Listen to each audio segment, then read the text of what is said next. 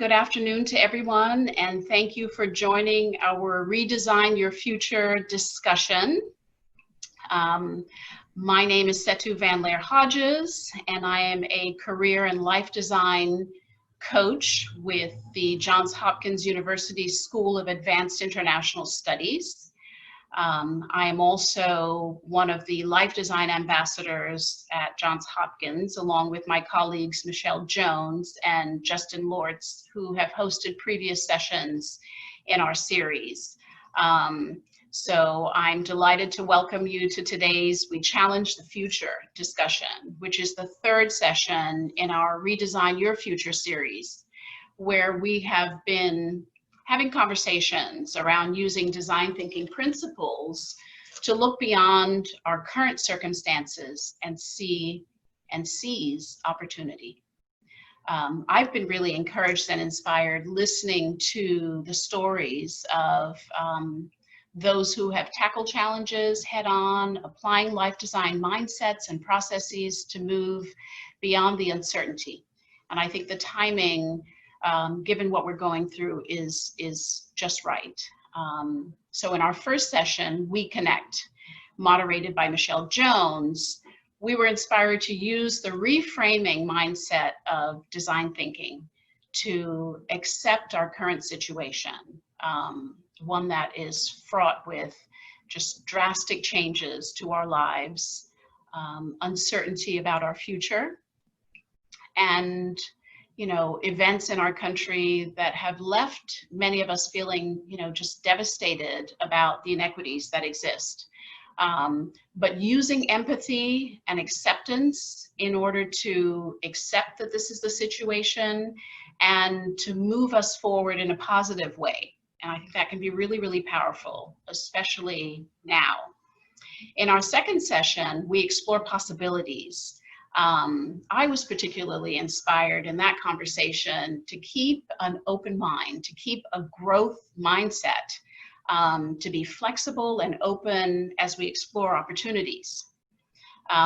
Today, we're wrapping up our series with We Challenge the Future, building on the previous discussions and challenging ourselves to stop getting in our own way, and adapt a designer's mindset of having a bias towards action. So taking actionable steps, doing something, prototyping. And so we're going to have a discussion with our panelists on how to stop planning and pondering and start prototyping. In design thinking, prototyping is a way that designers build their way forward. So they're actually creating and building solutions, testing assumptions, getting curious. And we're going to talk about how we can do this in our new virtual lives that are really just so different.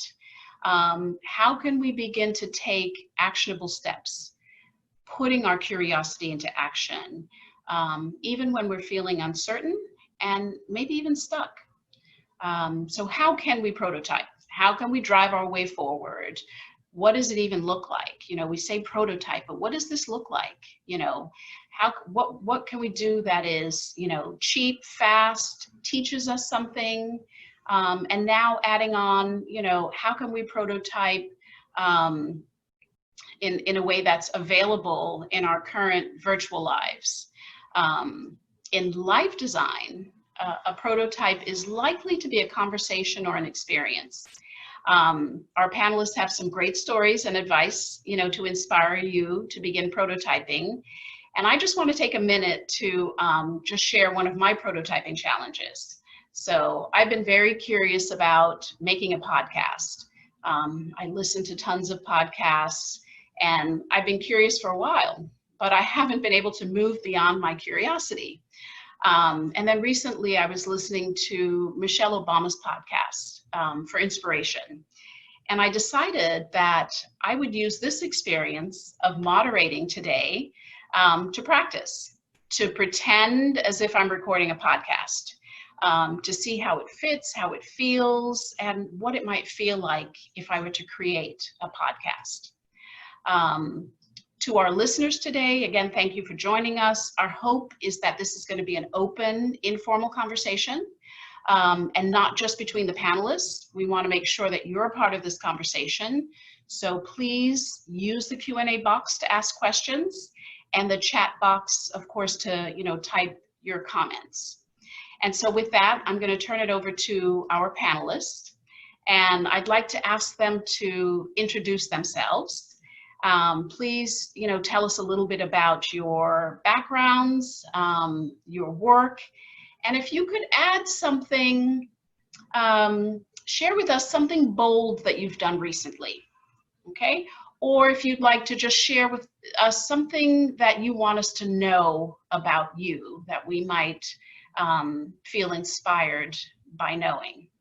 And I will start, why don't we start with Matt, and then Kara, and then Brandon will have you round up the introductions. So Matt, I'll turn it over to you.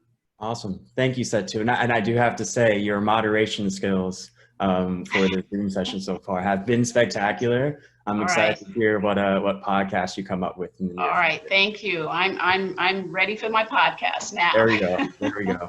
Like to hear it. Well, hello everyone. My name is Matt Lynch. I graduated from Carey Business School at Hopkins in 2016. I'm currently a practice consultant working for Care First, Blue Cross Blue Shield.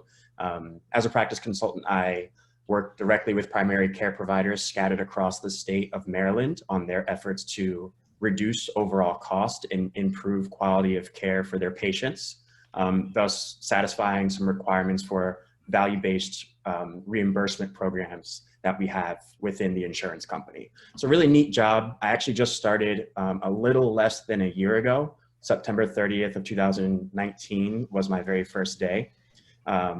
Before I started work and leading up into where I am right now, I guess I can give you a brief timeline of what I've done. I studied molecular biology and biochemistry in college at Wesleyan University with aspirations of becoming an orthopedic surgeon.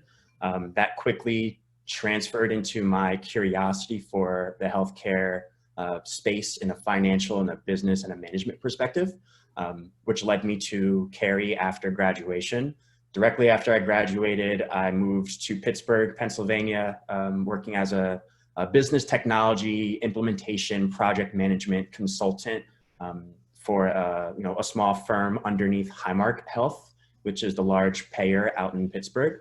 So I did work directly with Blue Cross Blue Shield, Wyoming, North Dakota, Minnesota, Independence Blue Cross in Philadelphia, and then obviously with Highmark as well. So it's been a very interesting experience over the past 8 or so years from school till now. Being where I am situated in Baltimore right now, there's a lot of opportunities in the healthcare space. But it wasn't always in Baltimore, right? I've been in Connecticut, I've been in Pittsburgh, I've been in New Jersey, I've been in Philly, and now I'm here and I'm actually packing my stuff up and moving tomorrow as well. So lots of movement. One thing that's bold that I've done recently actually came in 2019. Between April 2019 and August of 2019, I was unemployed. There was a large reduction in force with my previous company. So about 15% of the company got let go in one day. And I had to make some decisions, some key life and strategic decisions about how I will move forward and kind of designing my future, real time in my own hands. I got an offer from a job that I knew I wasn't going to be very satisfied with very shortly after I did some applications and I knew somebody there, so the network was strong. But I knew for me, I had a couple of options. I could have either taken that offer and ran with it and been relatively or extremely unhappy at a job that I knew I just didn't fit well with. I could have declined the offer, which would have been good money and would have gotten me employed again and just, been kind of stagnant at home, figuring out what life has to offer. But I chose a third decision. And that third decision incorporated a lot of different things. I asked them to push out the date that I need to accept that offer. And I started applying like crazy everywhere else. I've had some applications already in the pipe. I was actually waiting to hear back from United Health Group before I accepted that offer. And I'd spent, maybe 100 or 200 different applications, 50 or so interviews, phone and in person, some case consulting interviews as well. But eventually I was left with only one job offer in the beginning of August. So I had to make the decision to accept that job offer, move my stuff down to Baltimore in Maryland, and work at a job that I knew I wasn't going to be too happy about. But I was still waiting for some offers to come through and waiting for some interviews. So I finessed an area or an opportunity where I actually left work while I got this job after I moved to Baltimore to drive during my lunch break to an interview with the job that I have right now, and made it back in time before I was being introduced to my project team within the first 4 weeks of working at that job. About a week after, I got 2 offers in the same day, one from United and then one from Care First. And I was able to negotiate salary directly with those 2 companies real time. And in a matter of a few days, I turned around, handed my letter of resignation in from the job that I took for 4 weeks. And then that very next week on Monday morning, I started my job at Care First. So I would say that's pretty bold, taking the risk and coming down here, waiting for offers that haven't come in yet, and having faith that the plan would work out no matter what. Even if that didn't happen, I'm sure I would have been able to engineer something that would have been beneficial for my future and even my present. Mm-hmm. Absolutely. Thanks for sharing that, Matt. I mean, I think sometimes it's, important to know enough about ourselves also to know whether or not this is a risk, worth taking, right? Absolutely. Yeah. Great. Thank you. Kara. Yes. Hi, I'm Kara Maddox. I'm thrilled to be here. And like Matt, I took a leap of faith many years ago when I chose to go to undergrad at University of Georgia. I grew up just west of Chicago and went to UGA because of their karate program. So I was competing at the time in Kumite and Shotokan karate, and I wanted to continue that, when I was doing my studies. And so when I went down to visit UGA, the funny story is that it had snowed, and it snowed about this much. And from everybody, that has been around snow your whole life, that to me is no reason to, shut down a school. So they shut everything down, canceled my, trip to go look at all the different areas. They said, the students are going to stay in the dorms. We don't go outside when it's super snowy. And I was able to kind of tour the campus with my dad and a friend. And I just kind of looked around and I said, you know what, this is where I want to be. I didn't know anybody when I took that leap of faith. And so that was many years ago. That was back in 2005. So that was my first sort of jump into a leap of faith and taking a bold move. And then I graduated, went straight into my first grad program. And my undergrad was in English and English education. So I was a dual major. And ever since I can remember, I wanted to be a teacher. And I still do teach for Georgia Military College, their global online campus. And so I went straight into grad school because I graduated right after the recession. So I graduated in 2009. The recession was in 2008. And I was looking, well, who's hiring teachers? And no one was really hiring. Everyone was going back to work. So I went to grad school in Augusta, finished that, and then moved to a small town just south of Atlanta in Macon, Georgia. And that's when I started to teach at Georgia Military College, and that was in 2010. And I was fresh off the boat, still learning how to interact with students. And some of my students, well, technically the majority were older than me because for a Georgia Military College, a lot of their students are non-traditional, coming back to get their degrees. Mm-hmm. And so that was another leap of faith. I was wondering, can I handle a class when my students are, older, have more experience? And I realized at that point that I can learn something from everybody I meet. And that really kind of pushed me to become a more well-rounded person, I think. And a few years into that, in 2014, I was thinking, you know, my fiance at the time, he was in medical school, and I was thinking, do I go and get my PhD, or, you know, I started looking, and that's when I found the Hopkins program. So I went into their communications program, and I applied to a PhD program in the Hopkins program. And so I remember myself thinking, you know, do I need another master's degree? Like, how, is that crazy? You know, is that a waste of time and money? And so I thought to myself, I was wondering, well, let me look at the courses. Let me look to see, what am I going to be learning? What is my day-to-day going to be like? And so I pulled them both up. I remember this day on my computer, and I looked to see, okay, this is what I'm studying in this program. This is what I'm studying in the Hopkins program. And I realized, you know, I wanted to follow my passion, and everything through the Hopkins program looked so much more interesting. I was like, oh, I really want to find out more about that. And so I withdrew my PhD application, went into the Hopkins program, and I never looked back. I did one course a semester. I continued to teach. It took me 4 years. And my final, I guess, leap of faith, to be bold, was that when I graduated, a group of us started our own company, KJM Digital. And so that was another sort of risky thing, you know, so that was back in 2017. So we're doing really well, which is, I guess, a testament to how we're able to use the online world, and especially now during COVID. And so when I was asked, hey, do you want to, you know, talk to students? I said, absolutely, anything I can do to help. And so that's sort of where we're at right now. And I continue to teach online. I continue to try to give back as much as I can. So yes, I'm thrilled to be here. And like Matt, I think taking that bold step and that leap of faith is important, especially now.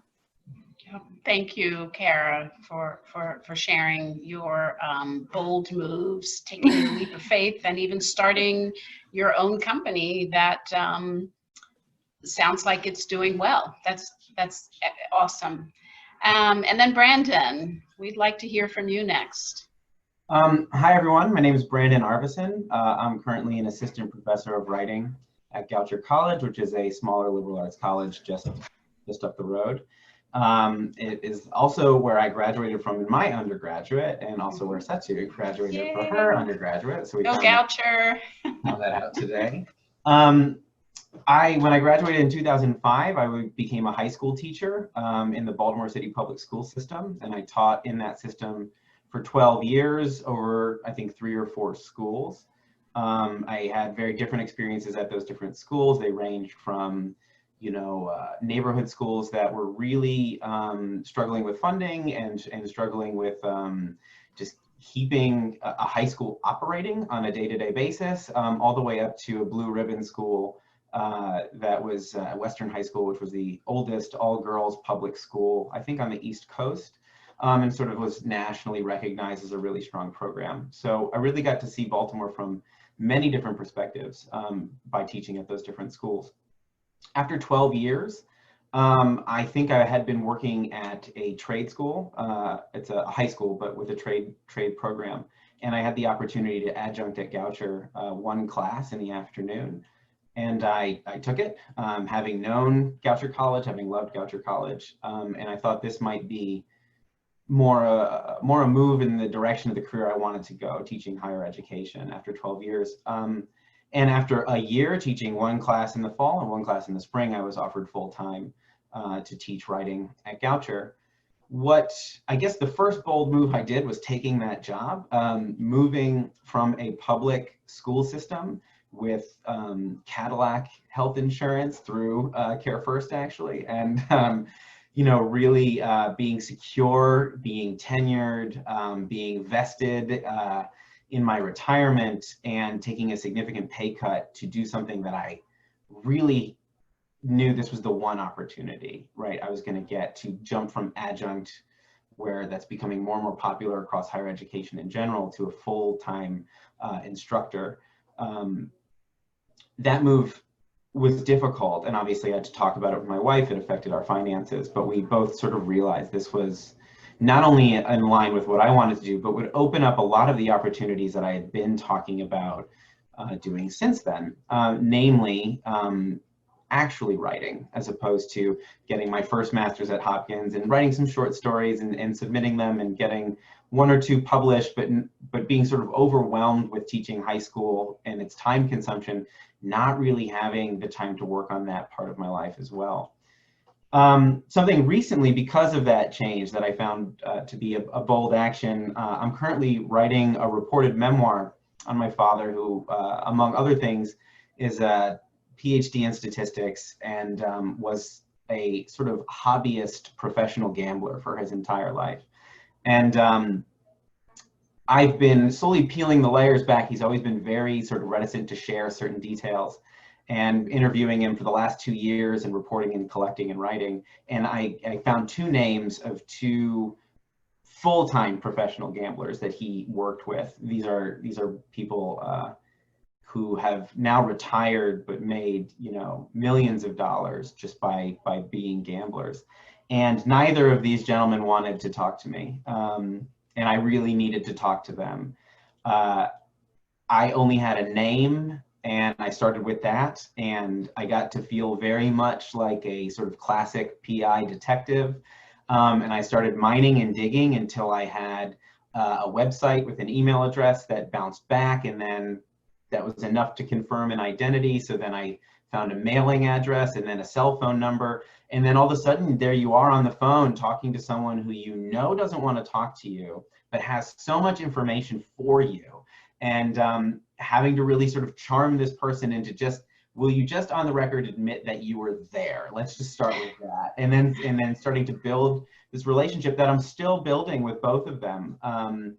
And I have way more off the record material than on the record material with both of them right now. But it's scary when you talk to somebody who's used to being in Las Vegas and getting thrown in a back room, and they weren't intimidated then. They're certainly not intimidated by me over the phone, you know, several hundred miles apart. So that project has really challenged me in a number of ways, not only to leave my comfort zone, but to change the way I recognize interacting with people, as I am writing a book, but I'm not working for a publisher. So I really need to, you know, earn the trust of people instead of just calling up and saying, I'm working for the Sun or I'm working for so-and-so, and will you talk to me? And it's been a really incredible experience to learn about myself, but also to apply the writing craft that I do on a daily basis on that.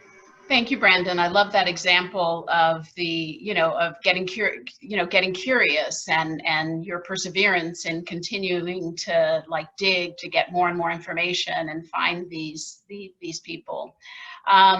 So we know a little bit more about our, panelists, and I'm excited to hear even more. But before, we get into our questions, I would like to know a little bit more about who's joining us today. And so we've got a short poll. It'll just take a few minutes, but we want to know who's here. So if you could just take a minute and fill out the poll for us, that would be wonderful.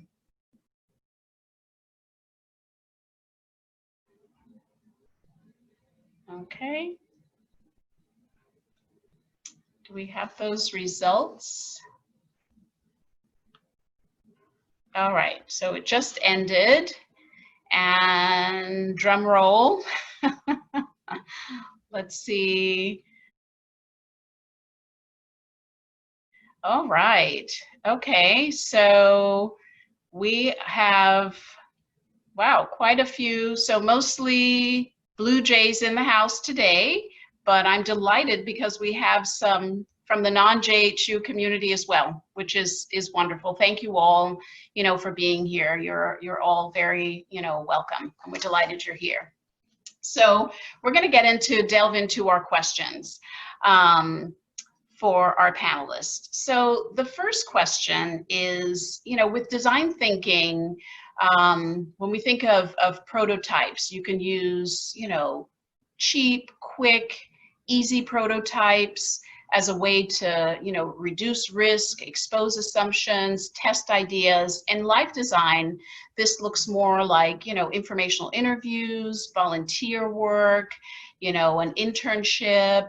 Can you share a time when one of these prototype conversations, like an informational interview or an experience that you had, either affirmed your current path or maybe set you on a new trajectory? Maybe you had an experience and you thought, ooh, no, this is not going to be for me. Or it confirmed what you were already thinking. And then also, if you can think of a time in your life, maybe where you skipped over the stage and you decided to just jump right in, and what was that experience like? What was the outcome? Did you find that you had jumped in maybe a little bit too early without enough information? So let's start with Kara this time. Okay, well, thank you. So what comes to mind is a conversation I had a few years ago at a trivia. It was like a trivia Tuesday night Halloween trivia get together with a few of my friends. One of my friends, her husband is a ICU physician at the local hospital, but he was also getting his MBA at University of Chicago. And so she mentioned, hey, he's looking for people to help with his communications area for his final project. At the Booth School of Business at University of Chicago, they have something called, it's kind of like Shark Tank. I don't know if you're familiar with Shark Tank that you see on TV. Yeah. But groups of students get together and then they pitch to real live investors at the end of the term. And they needed a communications person. Coincidentally, I was in practicum. And when you're taking practicum, you need to find a real life client, if you will, to work with. And so I looked over, I was like, Munvin, I can do this. Let me get in touch with Avi and let's go for it. And so that was sort of like the birthplace of KJM Digital, actually. So that one conversation at the trivia actually turned into me starting a company, because with my work with Chicago School of Business, it's called the New Venture Challenge. I felt confident enough to say, hey, I can do this. And then on the flip side, a time where I sort of jumped the gun and didn't take enough time to sort of do some groundwork was actually, I think a few months ago. One of the entities I work with the company is a nonprofit. They are the National Pesticide Safety Education Center. And their goal is to help support pesticide education centers across the United States through extension. And we were doing a campaign with Texas AgriLife. And I found that during this campaign, instead of taking time to really set the groundwork for the processes to developing content, I sort of gave that to our media folks with no direction. And that ended up, coming back to bite me. So with that information, I then learned, hey, you got to get these processes in order. You need to make sure that you have the foundation, a strong structure before you can pass the baton. And so that would be a time where I sort of jumped the gun there and didn't take enough time to establish that groundwork and learn from those lessons and fix those processes.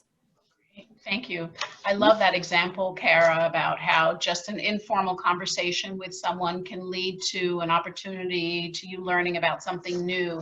I think sometimes we think of these even prototype conversations or just, getting curious as something big and formal. And I think sometimes that stops us because, I have to, this has to be this formal interaction, reaching out. And And many times we're going to learn just as much and find out about opportunities from our informal conversations. So, you know, just getting curious and talking to people and learning from people, you know, and people from, you know, you spoke earlier about, you know, when you were changing, you know, to teaching and thinking about, oh my goodness, you know, I'm going to be teaching people who are, you know, much older than I. Well, you have an opportunity to learn from them and they from you. So, you know, these conversations, we can learn so much from these conversations. Brandon, why don't we move over to you next? Sure. I think an example that actually strikes me as really recent in this exact sort of way of thinking, when I first started teaching at Goucher, so 5 years ago, there was an overarching complaint throughout the faculty that, you know, students couldn't write correctly. And we heard this a lot, even though the instruction at the first year level was pretty solid. So I took that to mean what I should be doing is really hammering down on standard American English. So I convinced my students that the best thing we could do is sentence diagram and like deep dive into how English works. And, you know, I sold it and I made it fun and interactive, and all of a sudden people are breaking down their phrase types and rearranging sentences. And I thought I did it, right? This is amazing. And then someone, a colleague of mine, when they heard I was doing this, handed me a copy of Ann Curzon's essay, Says Who, which was written, I think, sometime in the 90s. So it wasn't even like really current pedagogical thought. But in it, she basically questions these rules and researches, you know, why don't we end sentences on a preposition? Where did that come from, right? And what she reveals is pretty much every rule is arbitrary. Almost every rule is arbitrarily controlled and created by, you know, white academic men in the past, and those rules were then taught as rules to English teachers, who then taught them to their students as English rules, and this just kept perpetuating. And I reassessed, what was I really looking at as good writing? You know, and instead of thinking grammatically this is incorrect, right? You know, passive voice maybe isn't the clearest or something like that, but grammatically, let's set that aside. Is the voice consistent, right? Does this writer have an awareness of their audience? Are they making language choices that are incorrect, but consistently incorrect? And is that because they don't understand a grammar rule, or is that because that's their English language that they grew up speaking? And then now I have to call into question, who am I to step in and say, you're speaking English wrong, right? You're writing English incorrectly. And what you know, institutions of oppression is that level of thinking steeped in? So when I started to slowly test reading low stakes assignments with not caring about grammar at all, what were C papers were suddenly becoming B papers and A papers, because I started reevaluating what good writing meant, not only to me, but to a college, to an institution of education, and to what now feels like a very timely conversation when we're having conversations at the academic level about social justice and anti-racism and how to instill those things. Well, you know, writing and reinforcing non-colonial English or natural Englishes, and how to use those as tools instead of saying you're writing wrong, became a really transformational thing for my students and for my classroom. The alternative of that, right, would be when I was teaching high school and I finally got to teach creative writing, I was so excited. I just said, we're going to do a workshop model, just like grad school. It's going to be amazing. They're going to be so into writing, and I'm going to throw fiction and poetry and essays, and kind of totally forgot that my audience was high school students, and that they weren't ready for a workshop model. And I blew up whatever curriculum had been used and just totally launched into the workshop, and it was a mess. The semester was just a disaster, and nobody really, I feel like, learned much of anything other than workshop is not for high school students. I definitely learned that lesson, so yeah. Thank you for sharing that, Brandon. Great, another, just great example about how important it is really for us to gather information. And then Matt. Sure. I mentioned this previously. After I graduated from undergrad in 2015 and I started started my graduate program also in 2015 later in the year, I knew I didn't have much experience within business. I knew I didn't have much experience about healthcare management as as a concept or as an industry. I played soccer all my life since I was 3 years old, just this little lollipop-headed kid running around in the field. And it's been a part of me since since I've been young. Traveled to Spain and Italy to play a bit, played on the varsity team in college. After I graduated, I played for a semi-professional team that traveled the East Coast in tournaments. Right before we were going down to Virginia Beach, I got elbowed in the lip and my tooth went through pretty much through my mouth. I needed to get stitches in my face. It's kind of graphic, so sorry for anybody who's a bit squirmish. But this led to an opportunity where I was face to face with a doctor in a doctor's office close by my house. When he was taking my stitches out, I knew that I was going to start this program at Hopkins in a matter of a month. So I looked at him and I said, "Hey doc," slowly because it was hurting still, "is there an opportunity for me to just come in here and shadow you, or is there anything that I can do to fill any gaps that you have within the practice?" He said, "For me as a doctor, we have medical assistants, we have PAs that can help us out with that, but let me connect you with the administrator." So I connected with the admin named Dennis, and he sat me down shortly after my stitches got taken out. And I gave him some information about what I was doing and what I was getting prepared for. And he said, "Yeah, absolutely. Come in here. You can come in anytime you'd like. You can sit in this office. There's plenty of things that you could do.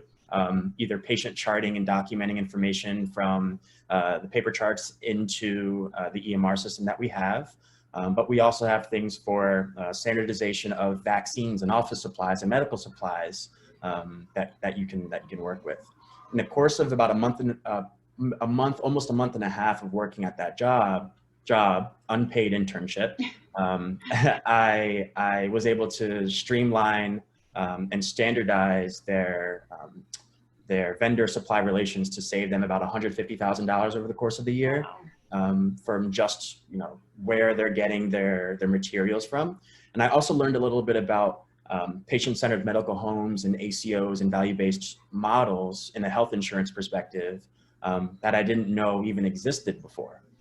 Those same things that I was doing in the office, in the medical space, now are coming to fruition at the job I have at Care First.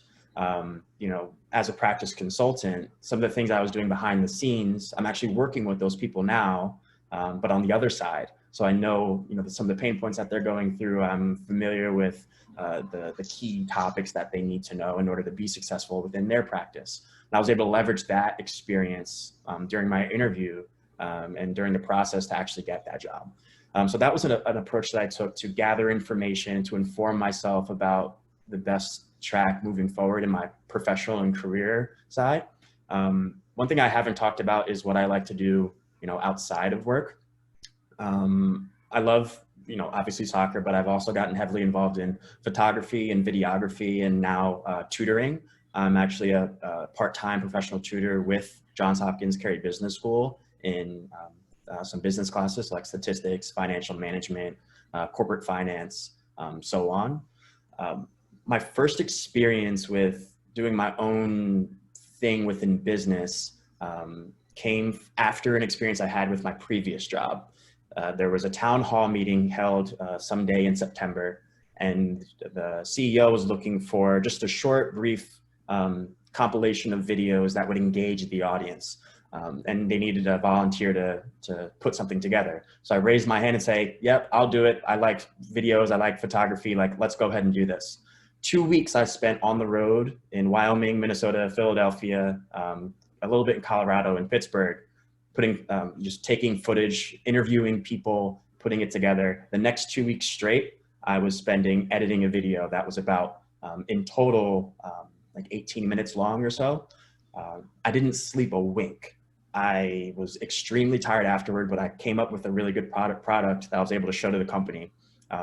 After I showed the video, I had people reach directly out to me to do video shoots for them. One real estate agent, someone was a marathon runner, somebody was a musician looking for a music video. And I'm saying, yeah, let's do it. Let's take it all in. I'm really excited to do this. Not having any experience with the editing like I've had in that space, and not having any experience in organizing clients and my time, I found myself stretched to the max to get these things done while also managing a job. And it was extremely distracting. It was extremely tiring and relatively unhealthy with how little I was sleeping over that period of time. I took a big step back and tried to understand if this is worth it. And knowing that I have an inclination to have my own business, not just for the revenue, but also for the fulfillment, I said, let me put this aside for a bit. When I started my new job at Care First, let me put this aside for a bit and really focus on what my job is and see if there's an opportunity moving forward. In March, I started as a tutor part-time during the weekends with Hopkins, and I found a love for teaching. It's interesting that both Kara and Brandon have experience with teaching, because I love to teach. And I love to have a direct one-on-one relationship with people who are very interested in learning material. This is the beginning stages for me for creating my own business for private education and tutoring for students who might be doctors or accountants or whomever that want to go back to school for their master's degree in business. So again, it's still the beginning, but I'm really excited about what the future has to offer. I've already done 100 tutor sessions or so since March, and we're chugging right along, and soon enough it'll come to fruition. Mm-hmm. Great. So again, another bold move, Matt, sitting in a doctor's office with stitches in your mouth, but asking, how can I help you? I love that. And so, again, in all of our, all situations in life, just asking questions and what did you have to lose there, right? And Right. So much to gain.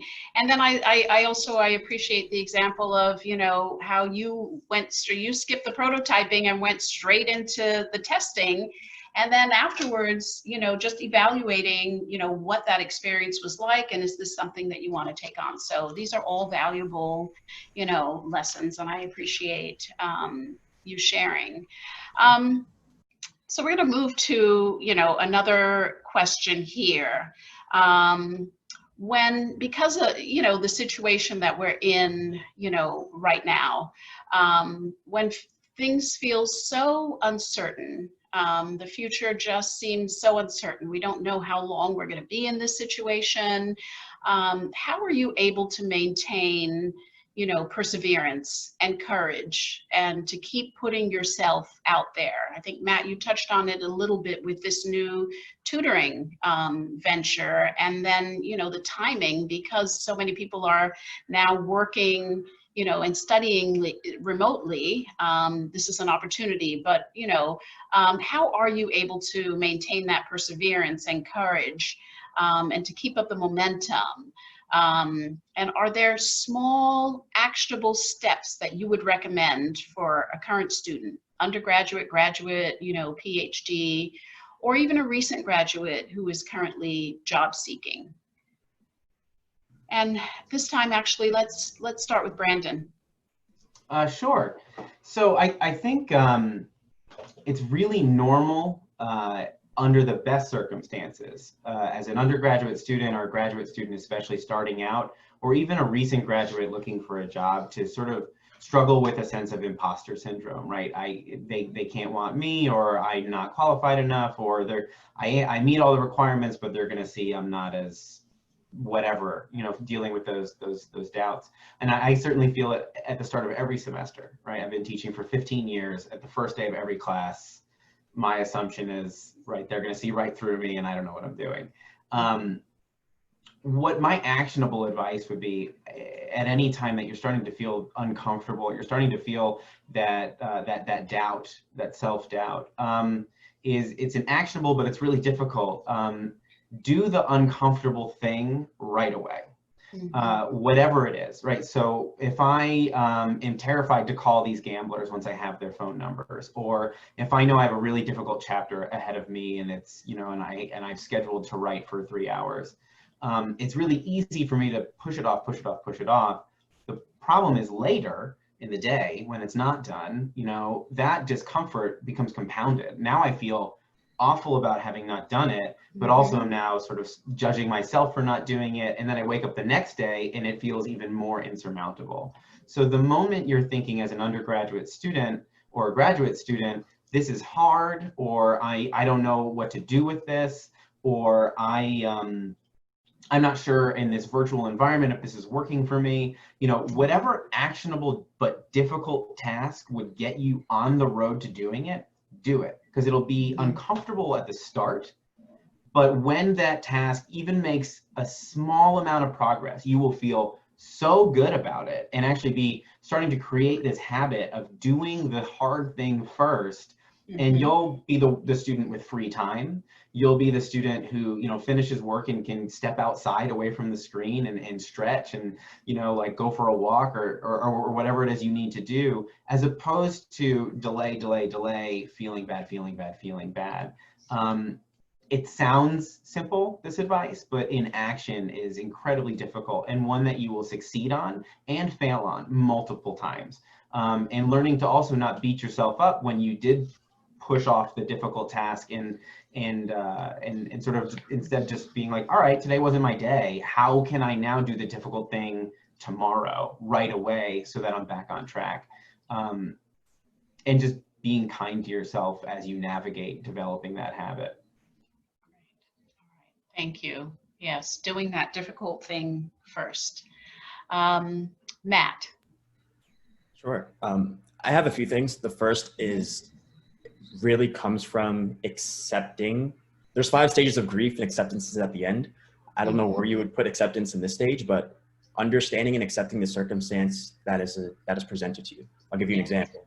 When I was playing soccer in college, I didn't make the varsity team until my junior year, and I got my position changed up. My freshman year and my sophomore year, I was put on the B team, and I was pissed. I was so angry that I wasn't there, and I was given a situation where I was in an environment that I did not want to be in, with aspirations to be somewhere else.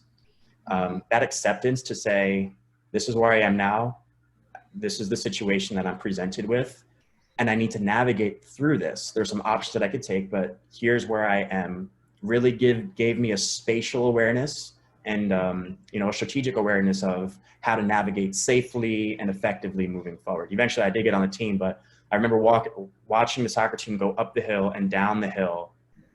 Before their practice, I would be out there on the field. After their practice, I'd be out there on the field. They would go to dinner together, and I would be kicking the ball until I couldn't see it anymore. And that's the level of determination I took to get on the team, but it would not have gotten there unless I fully acknowledged the situation that I had and accepted it for what it was. If I denied it, that it didn't exist, I would have not put in the work that I needed to get to the point where I wanted to be. The same would apply with right now within COVID. We're going to be in this thing for a long time, and nobody knows what the future is going to be. Yes. Nobody knows what's in store. Having that acceptance of where we are is really important. The second piece is adaptability. I associate genius with the ability to adapt in a multitude of different environments quickly and effectively. And I think having that level of adaptability now more than ever is extremely important. You'll see it within healthcare. You'll see it within education. Those that have the ability to adapt to virtual learning or online work, those organizations and individuals are going to be very successful. Those individuals and organizations that, you know, are going to stay with what they have been doing in the past may find it a little bit more challenging. How do you pivot? How do you adapt in this time? Where do you need to grow? And what are some things that you need to learn in order to better prepare yourself for the future? The third thing that I would say is read. Reading is something that I did not take seriously enough in high school or undergrad or even in grad school. When I graduated and I was living kind of on my own, I took up reading as a hobby. I've learned so much about how to be effective and how to create things and gaining inspiration just from reading.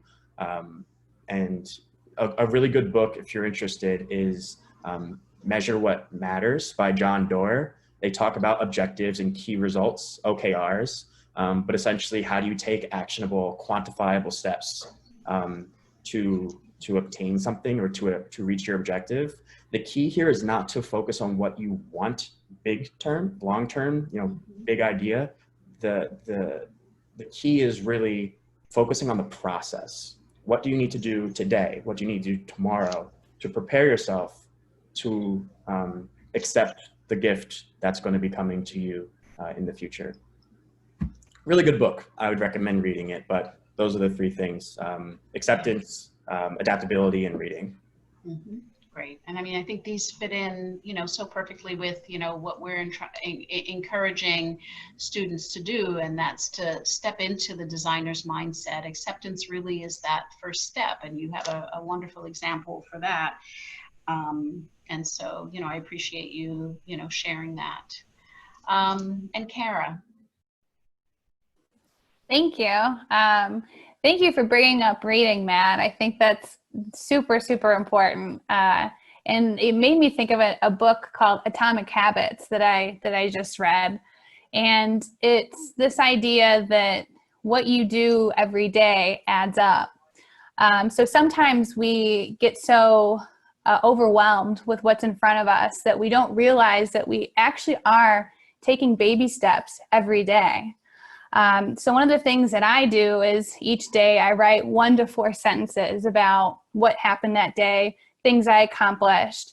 And it's amazing that it seems so minimal that day, but when I go and I look back, I can see that arc. I can see that change over time, which would have been invincible to me. I wouldn't have been able to see that. When my husband was in medical school, we had a good friend, and he told me that, he's an Eagle Scout. And I'd always been so interested, how did he become an Eagle Scout? That's always been, fascinating to me. And I asked him, I was like, what's the hardest part about becoming an Eagle Scout? And he told me, and this was something that I found, quite interesting. He's like, not dropping out when everyone else did. That was the hardest part, was just, kept going.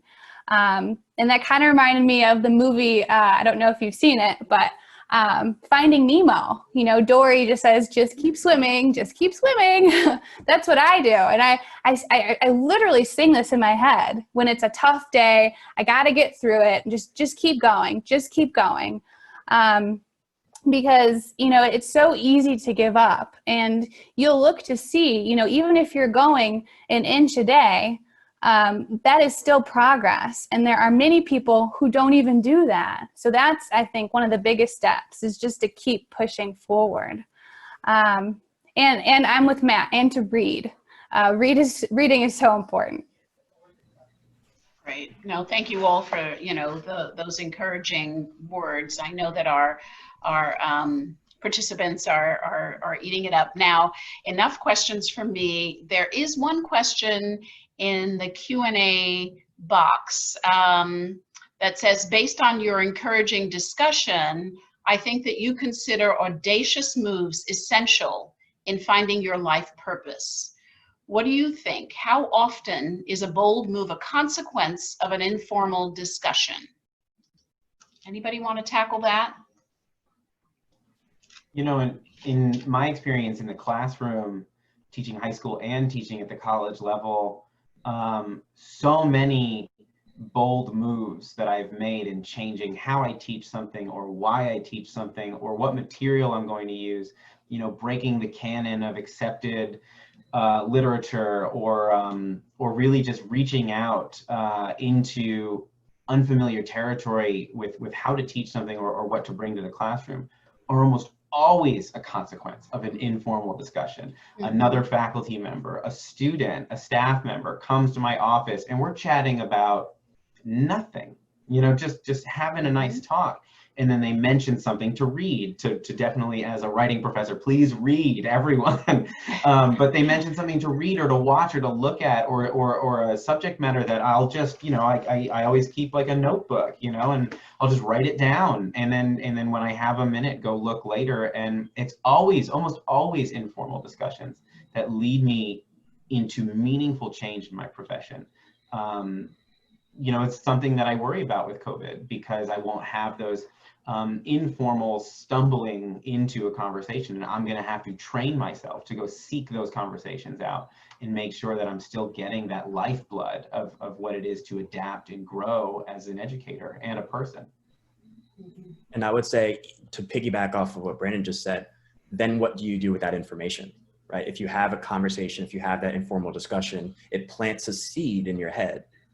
Is that seed being planted in good soil, or is that seed being planted in bad soil? Is it going to grow into something that's going to be beneficial or detrimental? And to talk about what Kara was saying, you know, the just keep swimming, your words have so much power.